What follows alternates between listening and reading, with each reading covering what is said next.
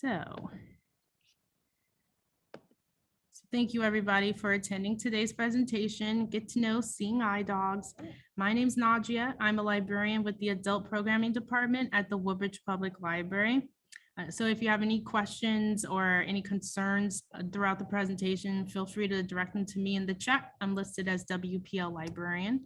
And if you were someone who had chosen to come in person for this event, I do want to apologize again that we had to switch it to just virtual.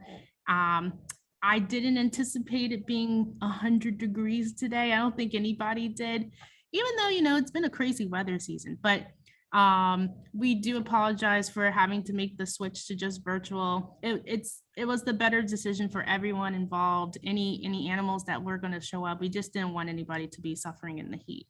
So I do apologize for that. So now for setup of the meeting, so your cameras are going to be turned off and your mics are going to be muted so we can focus on Dawn and the presentation. If you do have any comments or questions throughout the presentation, feel free to drop them in the chat. Probably going to be doing a brief Q&A at the end. And since it's such a small group, you'll be welcome to come off of mute to ask any questions you have at the end.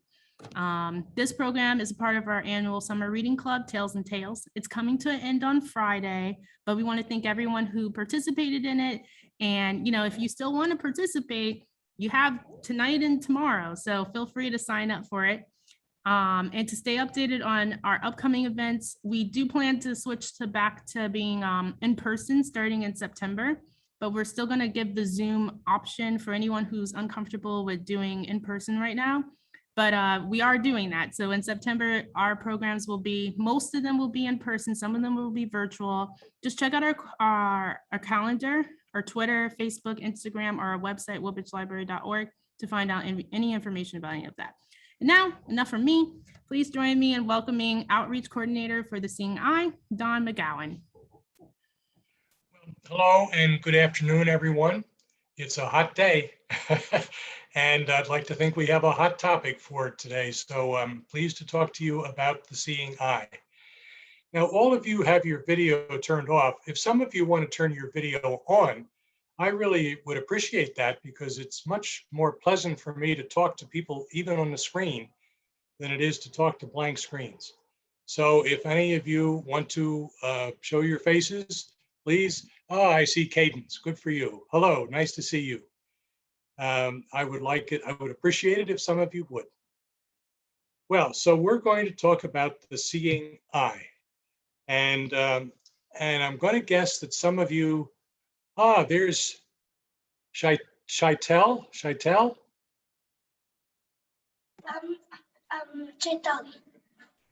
Good. That's actually my mom's name. My name is Trisha.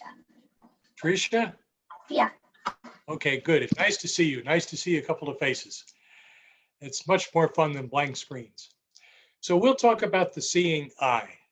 The Seeing Eye is a place in Morristown where we breed and we raise and we train dogs to become Seeing Eye dogs.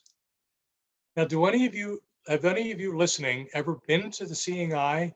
Ever been to Morristown? Ever seen Seeing Eye dogs walking around town?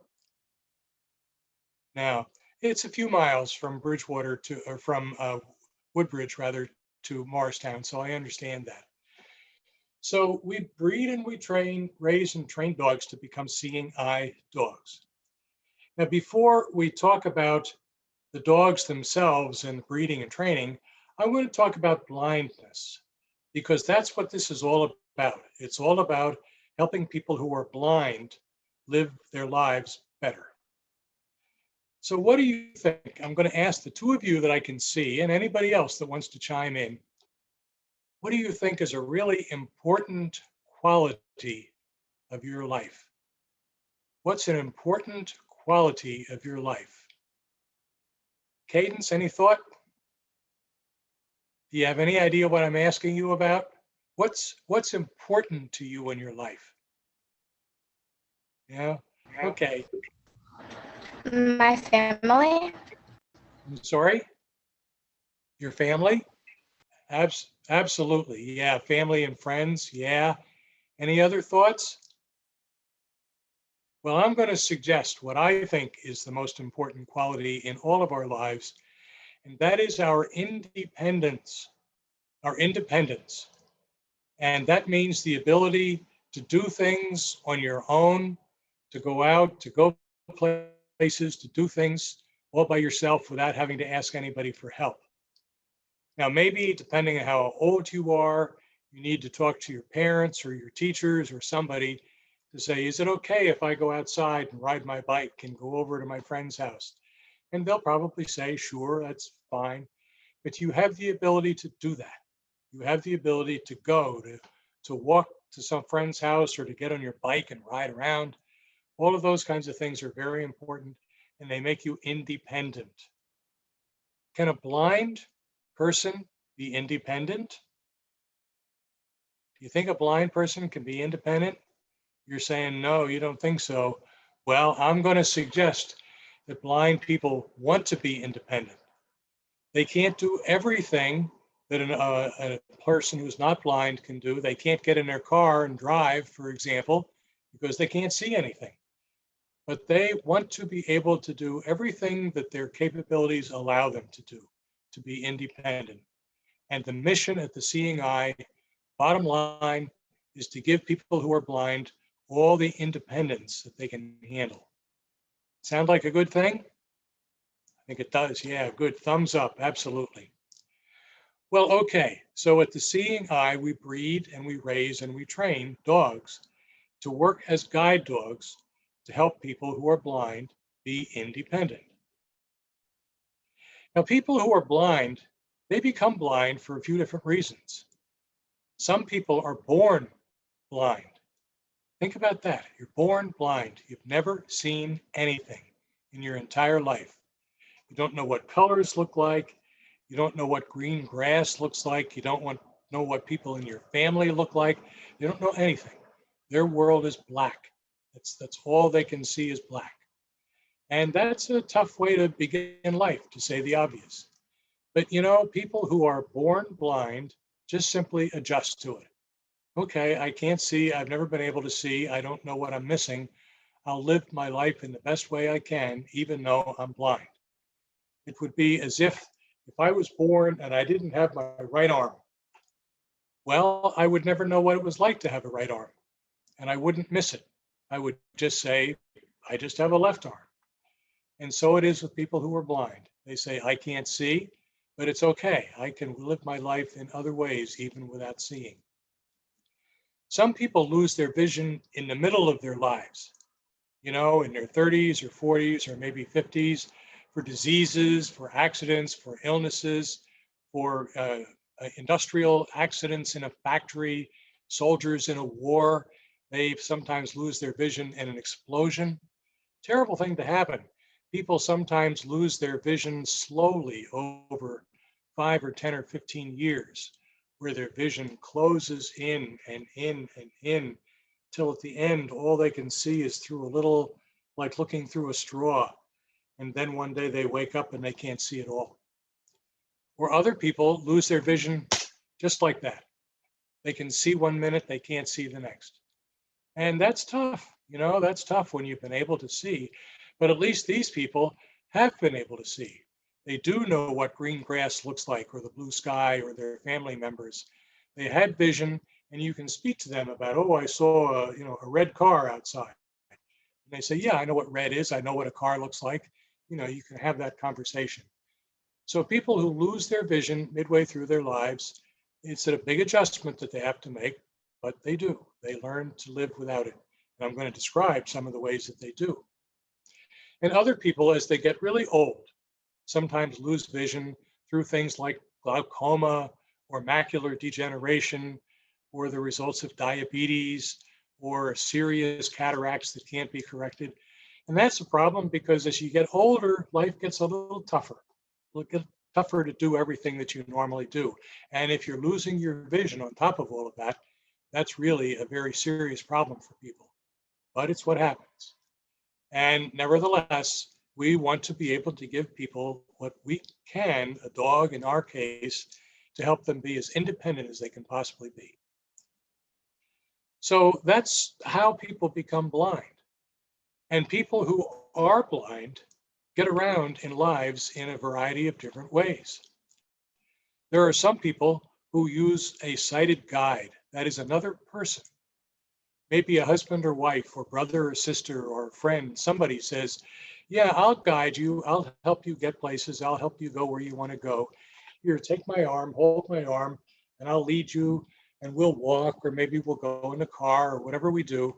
And I'll lead you and I'll keep you safe, and we'll go out for dinner or do whatever we do. And that's good. It's very good for a person to want to help a blind person that way. But is that giving the blind person true independence? Not really, because they're dependent on that sighted guide being available. And not too many people say, oh, I can do anything for you anytime you want. They all have their own lives. So it works and it helps and it's good for some people, but it's not a truly independent way to get around. Other people get around with the help of a cane, a white cane. Anybody, have you ever seen a person with a white cane walking down the street? They're going down the street or sidewalk. They're going tap, tap, tap, tap, tap with their white cane, and they're listening to what they hear. What they hear, it tells them if they're still on the sidewalk or if they've drifted off the sidewalk on the grass. They get back on the sidewalk. It helps them identify if they come to an intersection, to a curb, or if they come to a wall or a flight of steps or something like that. Cane helps them find where they're going. It's okay. A lot of people who are blind use canes like that. And it's inexpensive. It's cheap to get a cane, obviously. You have to learn how to use it and become adjusted to it. But the thing that tells us about people who are blind, in order to use a cane or even a dog, as we'll talk about it in a few minutes, they have to know their surroundings. They have to know their neighborhood. They have to know the streets. I go out from my house and I walk out to the sidewalk and I turn left or I turn right or I do whatever I do. And that's the way I get to school or to church or to the pizza place or wherever I want to go. I go 2 blocks this way, 3 blocks that way. Blind people memorize their surroundings, their neighborhood, the streets that are around them, the places where they need to go. If they go to a school, they learn all the hallways and all the stairways and all the doors and classrooms. If they go to church, they learn how to get around. If they work someplace, they learn how to get to where they work and where they are, where their desk is, where other people's desks are. They learn all these things so that they have in their maps an image, a map in their head, in their brains. They're following all the time to know where they are. That's how a person can go out with a cane and tap, tap, tap, tap along the sidewalk. I come to a curb, I'm going to cross the street. We'll talk about that later. I cross the street, I come to the next curb, I turn right because I'm going to go get a pizza, and that's where the pizza place is. And that's how people who are blind use a cane to get around in their neighborhood or their place of business or whatever they do. But then the third group of people that I think are really the most adventurous and really want to make their lives interesting, are the ones that say, I'd like to have a seeing eye dog. I'd like to have a seeing eye dog that can guide me and keep me safe and help me get to where I want to go, help me be independent. I still need to know my neighborhood. I still need to know where I'm going, because the dog doesn't know 2 blocks and 3 blocks to get a pizza, or the dog doesn't know how to get to school or wherever it is. I need to give my dog directions so that the dog knows what to do. But I need to keep in my head that map so that I know where we are and I'm keeping track of where we're going with the dog that'll help me. So that's a little bit about blindness and a little bit about the way that people are blind get around. Now I want to talk about the seeing eye. We breed and we raise and we train dogs to become seeing eye dogs. We work with principally with 3 kinds of dogs. Any ideas what they may be? What kinds of dogs? I see we have a mom there too with Candace. That's good. Hello, Candace's mom. It's good to see you. What's your name?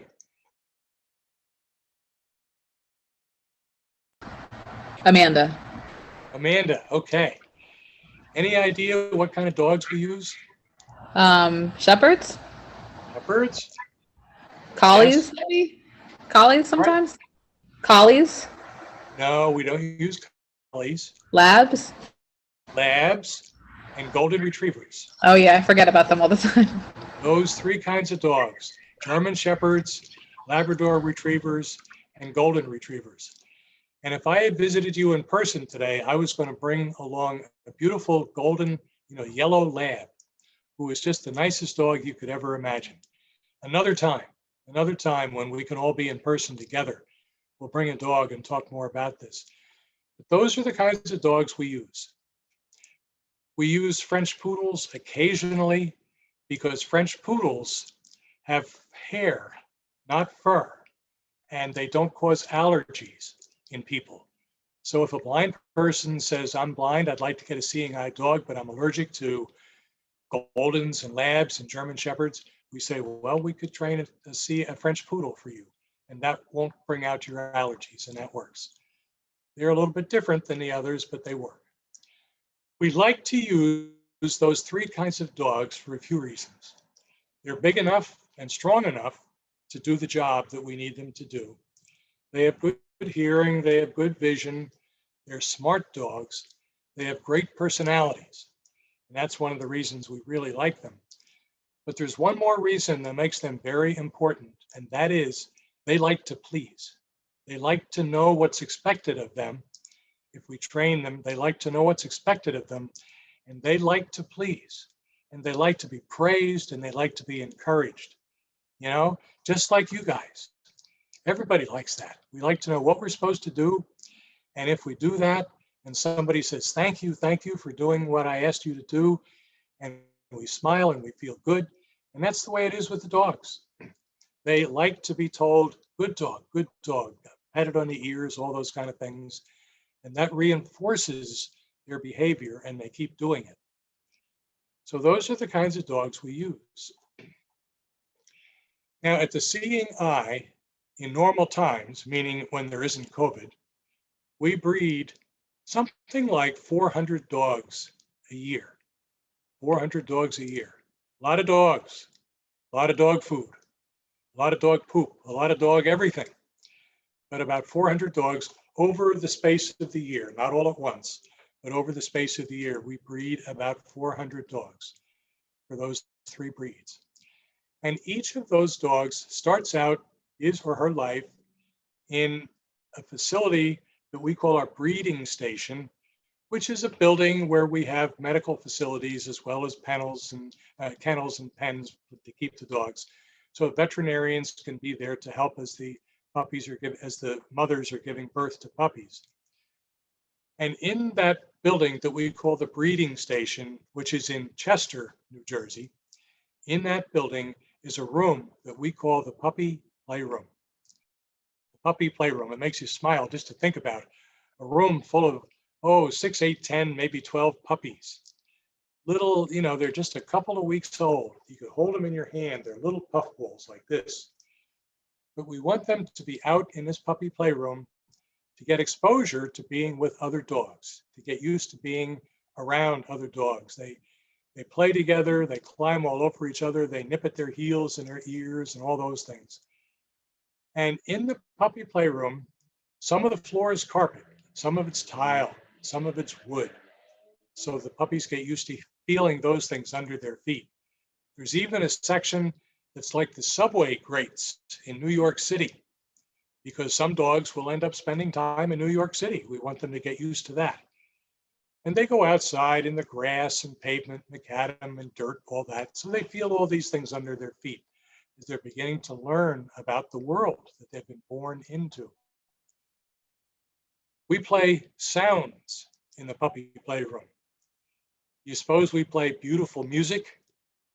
No, not really. We play the sounds of the world, sounds that we think the dog is likely to hear when he grows up and becomes a seeing eye dog. Sounds of traffic, sounds of people talking to one another, sounds of crowds of people together, applauding, clapping their hands, sounds of thunder and lightning and fireworks and all sorts of jarring sounds that the dog might hear. And we even play the sounds of a fire engine or a police car going by with the siren blaring. Because you know how scary that would be to a little puppy?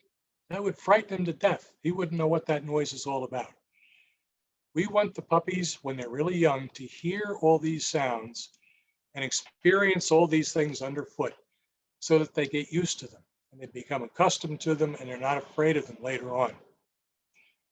When puppies are young, we call the first 4 months or so of a puppy's life, and the same is true of children and people. We call that an imprint period. During that time, they're learning things, they're absorbing things, and they don't know how, they don't know who taught them, they don't know why they learn these things, they just know them. And so the dogs absorb all these sounds and all these sensations and smells, and they get used to this when they're very young, so that later on, as they get older, they're just accustomed to them, no problem. Well, after about 8 weeks in the breeding station, some of it in the puppy playroom, we send every puppy out to live with a family for 14 or 15 months. And this is the most important part of the dog's upbringing, because while they're with their family, they're getting used to living in a home. And Candace, I see you're looking at Mom. Are you saying, can we get a puppy like that? And you might be able to. You might be able to, because we're always looking for puppy raising families. And puppy raising families keep these puppies, they keep them at home with them for 14 or 15 months, and they're training them to be good dogs around the house, not to be seeing eye dogs, but to behave in the house, to not bark at everybody, to not jump all over everybody, to not beg for food at the table, to not be up on the furniture, all those kinds of things, so that they're good, well-behaved dogs around the house. Because when a seeing eye dog is working later on with a blind person, he needs to behave himself. He can't be a wild dog that's running all over and barking at everything. He needs to be a disciplined, well-behaved dog in the house. And that's the jobs of the families who raise seeing eye dogs, is to condition them, train them to be calm, to be good dogs in the house, to not be jumping on everybody and everything, and just be good dogs around the house. We get them accustomed during that time to being in a cage, because a cage, a cage is a big rectangular cage that's made of open mesh wire. And that's an important part of a dog's upbringing, because the cage becomes like the dog's special place. That's like his room. When you want to go to your room to be by yourself, to get away, the dog wants to have a cage where he can go and say, this is my room. This is my place to go. When I need to be alone, when I want to get away from the world, I can go into my cage and be by myself. It's important. It's an important thing. Some people think a cage is confining and a terrible thing to do, but it's not. It's a good thing that dogs all know and appreciate and they like. And the family that's raising the puppy also can close the door in the cage and say, we don't want you out running around right now. We have a bunch of people in the house or whatever it might be. So we'll ask you to stay in the cage. That's an important part of the training. So the families, the puppy raising families, keep the dogs for 14 or 15 months. They take them everywhere they go, where it's suitable. They go in a car, they go on a bus, in a train, all these things. They go to family events, to picnics, to parties. Some people take them to church. Some people take them where they work. Some people might even take them to the library, Nadia. And they go all these places, all to expose the dogs to every facet of life that we can think about. So they're used to getting in cars and going places. They're going a train. The puppy raisers can even take their dogs to a Yankee game or anything. They just go places and do things so the dogs get accustomed. It's pretty cool and a lot of fun for the families that raise puppies. Well, okay. After 14 or 15 months, when the dog is grown up and when the dog is satisfactory in the house, he's learned all these things, the seeing eye says, well, it's time now to bring the dog back to the seeing eye. Now we want to train this dog, which is grown up, to be a seeing eye dog. So at this point, the dog is about 2 months old in the breeding station, and let's say 15 months old with the family. So he's 17 or 18 months old, about a year and a half old. And he's coming back to the seeing eye now to be trained to be a seeing eye dog. And what we want this dog to do is to learn to wear a harness and guide his owner through life. And I'm going to tell you a few things about that. First, I'm going to turn on the light here because I realize that it's getting darker outside. So I'm going to turn on the light so you can see me and what I'm doing a little bit better. So when the dog comes in from being out with the puppy raising family, he's assigned to a trainer. A trainer gets 4 or 5 dogs to work with at a time. And they alternate from one dog to the next, teaching certain skills, teaching this, teaching that. And they are trained over a period of 4 months. First thing that happens is we get the dog used to wearing a harness. This is a seeing eye harness. Dog's feet go through here, his head goes up through here. There's a handle that's got metal in the handle, but it's leather covered. And it makes a firm connection between the blind person, or the trainer right now, and the dog that's being trained. So the first thing we do is to simply let the dog get used to wearing a harness and being comfortable with the harness on. It's made of leather, it's not tight, it doesn't hurt, it's not constricting, it's just something that he wears. And then the trainer walks the dog with the harness around pathways at the seeing eye. We have paved pathways. And what we want to find out here is if the dog has an inclination to pull me, the trainer, in the harness. And that's important because these dogs need to lead. They need to pull. If the dog just wants to sit there by my side and say, well, tell me what to do, I'll do it. No, we want the dog to pull. And this is a good thing. It's a natural thing because most dogs, when they're on their leashes, they're pulling all the time. They're pulling.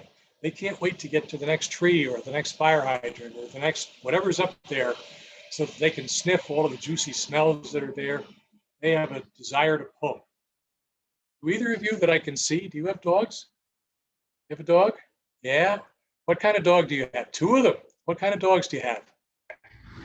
I have a pit bull and a Calico leopard dog. Okay. And Chatil, do you have a dog? No, I don't have dogs. My parents don't like dogs. Oh, you've got to straighten them out. You've got to tell them that dogs are wonderful creatures to have around the house. But I understand some people like them and some people don't. And that's what makes the world go round. So sometimes, some people with their dogs, they train them to heel, which means I want you to sit right by my side. I want you to be right there next to me. That's not what we do at all. We want these dogs to lead and to pull. That's the most important thing. And then the trainer, after they've walked around the pathways at the seeing eye in Morristown for a while, we begin to take the dogs out into the town of Morristown, the back streets of Morristown where there isn't much traffic. That's our classroom for the dogs. And we take the dogs there, and the first thing we want to do is have them be comfortable walking with me, the trainer, and of course I can see, so I can tell what's going on, walking down the sidewalk.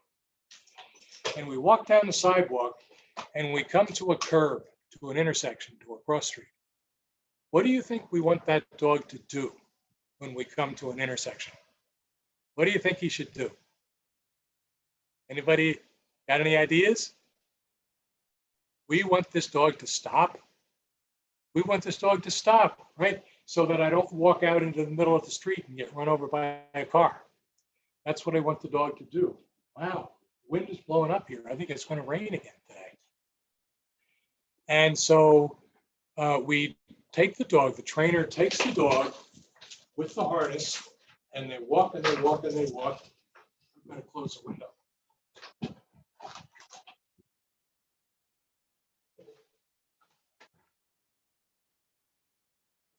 The weather changes so suddenly these days. So we walk and walk and walk down the sidewalk and we come to the curb. When we come to the curb, I stop deliberately. So the dog realizes that I've stopped. And I praise the dog. I say, good dog, good dog. And I scratch his ears and whatever he likes. Remember I said these dogs like to please. So this dog is saying, oh, wow, this is good. We stopped here and they scratched my ears. Isn't that nice? We do it again, down the sidewalk again to the next curb. Stop, praise. Next curb, stop, praise. Over and over again. We call this repetition and reinforcement. It's the way we train our dogs.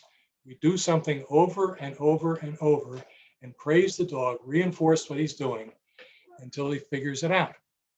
And then at some point, and it takes like a day and a half or 2 days, we're walking down the street and we come to a curb. And now what happens? The dog stops. The dog stops because he's figured out that this is what I want him to do. We continue to praise him. Now, I'm not necessarily saying, oh, good dog, all that's everybody can see, but I'm doing it quietly, saying, good dog, and patting him on the head so that he continues to know that I appreciate what he just did, and I'm reinforcing his behavior. We want to teach the dogs how to deal with obstacles on the sidewalk. You know, where I live in Denville. Where I live, sometimes a garbage can ends up in the middle of the sidewalk. Does that ever happen where you live? Sometimes? Yeah, whatever. And so what happens when a blind person, or now the trainer with the dog, is walking down the sidewalk and they come to some obstacle like a garbage can? The dog will say, oh, well, no problem. I can walk right by this. And he might drag his person with him who is holding the harness handle right into it, might fall, might hurt himself. And so we don't want that to happen. So we train the dog again, repetition reinforcement. We go around an obstacle, leaving plenty of room to keep me safe. And around we go, and around we go. We do this over and over and over again till the dog figures that out. And then we're walking down the sidewalk later on, and there's garbage cans, and there's fire hydrants, and there's trees, and there's people, and whatever there might be along the sidewalk. And the dog will walk around those things, keeping the blind person safe. The person never knows that those things are there. The dog is keeping them safe. Overheads. You know, a dog is about a foot and a half off the ground. He can go under almost anything, no problem. I'm 6 feet tall. If I were walking with the dog and I came to, say, a restaurant with an umbrella or an awning, low hanging underneath that, and bang myself in the head, or if there was a tree branch or something like that, that would be a terrible thing as a blind person to run into that. You don't know it's there. You don't know to anticipate it. You don't know what to do. We bang on things that are overhead, or we shake the tree branches that are overhead to draw the dog's attention to the fact that he should be looking up as well as looking straight ahead, and guiding a blind person around that obstacle overhead, just as if it was a garbage can on the sidewalk, leading that person around, keeping him safe. Another important thing is stairs. Now, Candace, you said you've got a couple of dogs, and so you probably see the dogs think stairs are fun. They like to run up the stairs, right? And they like to run down the stairs. This is great. They think this is just good exercise and it's just fun. How about with a blind person on a harness with a dog? Do we want them to run up and down the stairs like that? I don't think so. That's definitely a down, thumbs down. And so what the trainer does is teaches the dogs when they come to a flight of stairs, first of all, to stop, whether it's at the bottom or at the top. Teaches them to stop so that the blind person can reach their toe out and feel the step is going up or the step is going down. And they can find a handrail and hold onto the handrail and then say to the dog, okay, forward. And then the dog will lead the blind person up or down the stairs one step at a time. That's what we teach them to do, so that they're going at a safe pace, a measured pace, so the blind person can stay safe while all this is going on. or down the stairs. A blind person will tell you that the most terrifying place to be is at the top of a flight of stairs.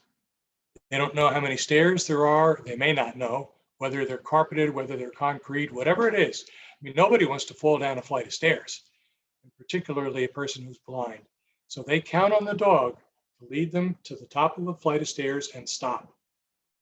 Let them feel with their toe, find a handrail, hopefully there is one, and go down the steps gradually, step at a time, at a safe pace. And that's something very important that we teach dogs to do. Beyond that, we teach the dogs about elevators, about escalators, about going up ramps, going up, through revolving doors. We don't want their tails to get caught in the revolving door, all the kinds of things we run into.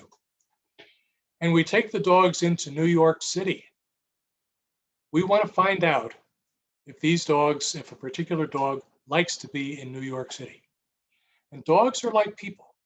There are people who love to go to New York City. They love the noise and the excitement and the horns honking and the commotion, the crowds, the people. They just like to be there. Some people just take energy from being in the city. Other people don't like it at all. It's too crowded, it's too noisy, it's too congested. They don't want to be there. They would rather be someplace much quieter than in New York City. Well, we need to find out where the dogs are in that scale. Some dogs really like it, some dogs don't. We want to know. And we take the dogs to Newark Airport. And this is important too. Most of what we've done so far with the dogs has been walking along sidewalks or hallways, places where it's clear where the dog should be leading me. Then we go to some place like Newark Airport and go into Terminal B, and there's this big open concourse full of people.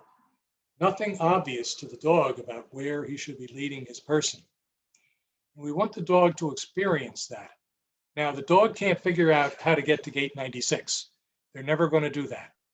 But happily, at an airport, there are usually airport attendants or airline employees who will see a person with a seeing eye dog or with a cane or any form of blindness and say, can I help you? Can I help you get wherever you need to go? And they'll arrange for one of these little things you ride on, or somebody will help you. So there's lots of help of that kind. Dog can't negotiate all of that. But we want the dog to experience being in a place like Newark Airport. We take them into Macy's. We take them into a grocery store. We take them into restaurants. We take them into little stores along the way, up and down South Street in Morristown. So the dogs get used to being in and out of places, up and down streets, up and down stairs, in and out of doorways, in restaurants where people are eating, all these things. We want the dogs to have experience doing. And over this 4 months of training, that's what we're doing. We're giving the dogs all this exposure. Well, while the dogs are having this training, people are calling the seeing eye.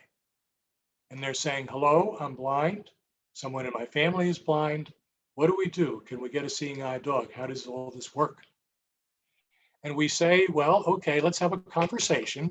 Tell us about your situation. We need some doctor's certifications to attest to the fact that you're truly blind. We need to fill out some forms, all the usual. And if a blind person sounds like and feels like this is a good case for a seeing eye dog, we do something important. And that is we send a trainer to go and visit that person in their home, whether it's in New Jersey, in California, in Canada, in Puerto Rico, all the places we serve, we go where a blind person lives, because we want to see where they live, how they live, who they live with, what they do all day, what their routine is. Do they go to work? Do they go in there? Are they active in their community? What do they do? What's their lifestyle like? What would they need in a dog to help them be independent? We might say to a person, you don't really do anything. You just sit around the house. That's what you do. And we might say to a person, we don't think that a seeing eye dog is right for you because it's an expensive pet, nothing more. So we sometimes say, no, we don't think a dog belongs with you. But most of the time, we say, yes, of course, yes, this will work, and we're pleased that you're interested, and we'd like to help make this happen. Then, while we're visiting, we do something else very important. And that is the trainer extends to the blind person the end of the harness and says, here, take this harness in your left hand, and we're going to walk together. And we're going to walk maybe for half a mile, a good long walk. And I want to find out in that time, first of all, if you'll trust me, if you can relax, if you can be comfortable with me leading you on a harness. Because if you can't trust a person, how are you going to trust a dog? You know, we want them to be able to show that they can be confident. We also want to find out how fast that person likes to walk. We all walk at different speeds. Some people who are blind are big, strong, healthy people that can walk, full bore. They're just strong walkers. Other people are older. They're not so steady on their feet. They're slower on their feet. And for the really big, strong, healthy person, we'll give them the best German Shepherd we can find, the biggest, fastest dog we have that likes to pull hard. And for a person who's older, whose sense of balance may not be so good, who's not so steady on their feet, we'll give them a smaller, maybe a golden retriever, a dog that's more gentle, that would be better suited for that person. So this is important because we want to match dogs with people so that they will work well together. So the trainer does all that. They visit, see where the person lives, find out what they do a walk together with them, and come back to the seeing eye with all that information. Then in normal times, that is again, without COVID, we have 24 people that come into the seeing eye at a time to come to the seeing eye and live for about 3.5 weeks. We have one of our buildings, a wing of one of our buildings is called a dormitory wing, and it's got rooms, almost like hotel rooms, 24 of those. Each one has a bathroom and a dresser and bed and all the usual stuff. And people come and they stay at the seeing eye for 3.5 weeks as they learn to work with their dog. We have a dining room where they eat. We have plenty of recreational opportunities for them to be busy. And most importantly, we're taking them out to learn how to work with their dog. The second day that they're there, after some discussion and a lecture or two, the second day that each person is there, they're matched up with their dog. We bring them a dog and we say, hello, Cadence, this is your dog named Bobo. And we've looked at Bobo, we've trained Bobo, we've visited you. We think Bobo is just the right dog for you. And we ask you then, Bobo is going to become your roommate. And we ask you then to start to bond with this dog, which means to love this dog, which means to hug the dog, to comb it, to brush it, to scratch his ears, to rub his belly, whatever Bobo likes you to do. To learn to feed him, to learn to take him out to do his business, to learn to go for walks, all those things. So Bobo says, oh, you're my person and you're showing all these loving signs. And you say to Bobo, you're my dog. And yes, I'm going to love you and you're going to protect me. And we may be together for 5, 6, 7, 8, maybe even 9 years. You're going to be my seeing eye dog. A special relationship like there is no other. No other relationship. There's husbands and wives and all of that. But the relationship between a dog, a seeing eye dog, and his person is a very special relationship. So you're matched up with the dog, and then we begin to take you into Morristown, working with the trainers again, working on the back streets of Morristown so that you now, the blind person, can get used to working with this dog, walking along the streets, coming to curbs, recognizing how the dog is behaving, his movements when he stops. And you're saying, okay, you stopped. Why did you stop? Curb? Is it stairs? Is it, what is it? But you're beginning to learn how to understand and interpret what your dog does, how your dog behaves, and what your dog is communicating to you. And so if it's at a curb, fine, it's stopping. And then we go across the street. I'll tell you more about that in a minute. We go across the street and continue where we're going. And so it's back around the streets of Morristown over and over and over again as we learn for the blind person and his dog to learn to work together smoothly and easily and trust one another. Very important, trusting. And so we do that for about 3.5 weeks. We'll take people any place they want to go. We'll take them into New York City again, if it's somebody that wants to go there. If it's not somebody that wants to go to New York City with a dog, then we don't do that. We take them on buses, on trains. We take them all sorts of places. We have some seats in the buildings at the Seeing Eye that are like airplane seats, where a dog can learn that in order to fly, the dog needs to curl up and go underneath the place in front of your seat where your overnight bag might go. Dogs learn to go there, curl up, and just snooze while the plane is flying and be completely out of sight and not bothering people, not running up and down the aisle and all that. They just learn to be there. And so we train the people and the dogs together in all sorts of things. And because we know what a person does in their lives, whether they go to work, whether they go to school, whether they, whatever, we can gear the training towards what their activities are likely to be.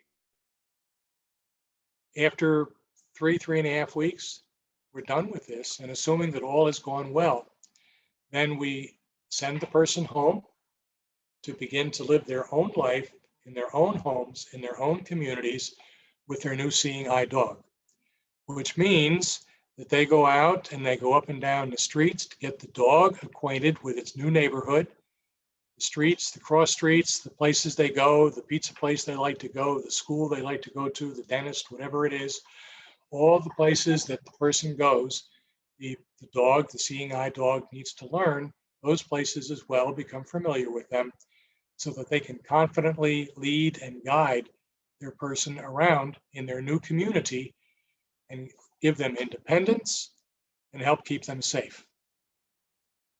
Now, I've used the word safe a whole bunch of times because that's very important. And safe doesn't mean safe from danger. We're not teaching the dogs ever to be aggressive or to attack somebody. We're teaching the dogs to keep safe in the sense that I'm not letting you walk in traffic. I'm not letting you fall down the stairs. I'm leading you in the right places. I'm keeping you safe in those ways. Now, dogs do have their own senses. They are dogs after all.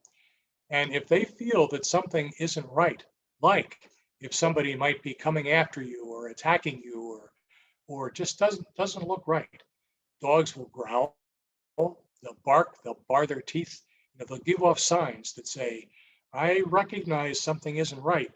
And they're likely to scare away a person who might be thinking of robbing you or stealing you or hitting you or something like that. Because a dog, just simply the presence of a dog is pretty good defense. Really, somebody's not going to attack somebody with a dog by their side. So the dogs keep their people safe in the sense of not walking in traffic and not getting into trouble as they walk around. But in a dog's way, they will keep them safe too from anybody who might have designs of something less than good for that person. And there's a final thing.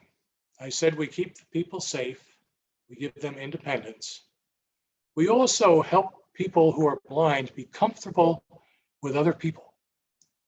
And I'm sure you all know, when you're out walking in your neighborhood and wherever you are, you see somebody with a dog walking down the street, you might like to go over and say, oh, what a pretty dog you have. I like your dog. What's your dog's name? How old is your dog? Why do you, where did you get your dog? All those kinds of questions that just start conversations. And similarly, when a person with a Seeing Eye dog approaches people, people are likely to say, oh, what a nice dog. What's your dog's name? Can I pet your dog? And of course, the blind person will say, no, please don't. My dog is working. My dog has his harness on. That means he's doing his job. That means he's keeping me safe, and he needs to stay focused. So please don't pet him. Please don't give him any food. I know you'd love to. And he looks at you with these soulful eyes that says, oh, pet me, pet me, pet me. But we say, no, please don't. Please don't distract the dogs because they have their jobs to do and not to be distracted by other people or what's going on around them. Talk to me, the blind person. We can have a conversation. Happy to do that, but don't get involved with my dog. But that dog helps the blind person enter into society, into groups of people, groups of friends, if it's at work, if it's at school, if it's whatever it is, dogs always are helpful in getting a person in there and people feeling comfortable talking to them, asking about their dog. It's just a good place to start a conversation. So that's what we have at the Seeing Eye. We breed, we raise, we train these dogs to become Seeing Eye dogs, and we match the dogs with people who are blind, train them together, and then send them back home to live the best independent lives that they can in their own homes. That's the Seeing Eye. That's what we do, and that's who we are. So what do you think? Any questions as a result of all of that? And if anyone has any questions, you can come off of mute and ask them. My daughter and I were wondering who funds all the dogs and the training. Oh, well, that's an interesting question. I'll tell you two things in response to that. One thing is, how much do you suppose it costs for a blind person to have a Seeing Eye dog? That's the trick question because A lot. a lot. Well, the answer is $150. $150, which is the best bargain in town. Because for that money, we bring you to the Seeing Eye. You live here at the Seeing Eye for 3 weeks, 3.5 weeks. We feed you, we train, we give you a dog, and we send you back home. Whether it's flying from California or whether it's, across town in Morristown, $150. So that's one number. How much does it cost us to do this? How much does it cost us to train all these dogs? The answer to that question is about $60,000 per dog that goes out into the program, about $60,000. So what a deal. We make a product for $60,000 and we sell it for $150,000. So you're asking, why haven't we gone broke? And the answer is that we have a very active development department that does everything known to mankind. We have events, we have auctions, we have direct mailing, we have a lot of people who know the work of the Seeing Eye, corporate sponsorship, foundation sponsorship. The government does not support the Seeing Eye. Medicare, Medicaid does not, insurance does not. So there's no support of that kind. But we have wonderful support from an awful lot of people who believe in the work that the Seeing Eye does and who are willing to support through donations and gifts and all sorts of ways of supporting. Bottom line, they love dogs. They love our dogs. Who doesn't love our dogs? And I hate to say it's a good gimmick that it is, because we've got pictures, everything. We've got pictures, we've got all sorts of things about dogs, and people like to have that. So it's an expensive deal. The Seeing Eye is a big operation. It's a $25 million corporation. It's a big operation. And we've built a good endowment, but each year we have to raise about half of that, $12, $13 million to keep everything going. We are able to do that through the support of an awful lot of people who believe in what we do, foundations, corporations, donations of all kinds, who support what we do and make it all possible to help people who are blind in this very important way. So that's what we do. That's what it costs. Now you know everything. Are you guys the only organization that breed Seeing Eye dogs, or are there other places throughout America? There are 11 guide dog schools in the United States. Mm. Seeing Eye is one of them. And I should say, just to be absolutely proper, the generic names for these dogs are guide dogs. They're guide dogs, or service dogs they're called too, but they're guide dogs. Our dogs are Seeing Eye dogs. We can use that name. Other schools cannot. They have guide dogs or whatever they call them. So Seeing Eye dogs come only from Morristown. We're the first organization founded in 1929, and we're almost the biggest, but I will say we are the best. We are the best. And a lot of blind people agree with that, who have actually been to other schools and come to the Seeing Eye and say that this place is really top notch. There are about 90 guide dog schools worldwide. So all of this is done around the world. There are Seeing Eye dogs, or I should say guide dogs, to help blind people worldwide. We all do about the same things. You know, a dog is a dog. The tasks they need to do are kind of obvious what they are. And so we all do about the same things.